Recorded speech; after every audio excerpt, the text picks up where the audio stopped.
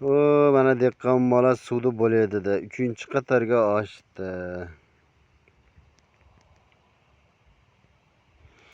Yomg'ir ham rosa yog'di-yu. Sizlarda-chi?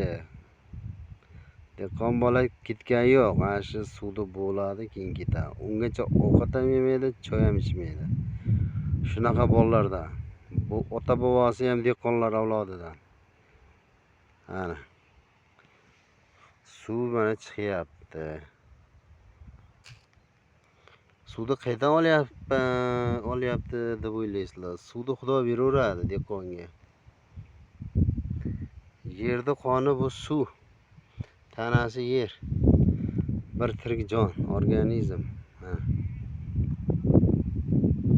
Yomg'irdan keyin juda dahshat bo'ldi-da.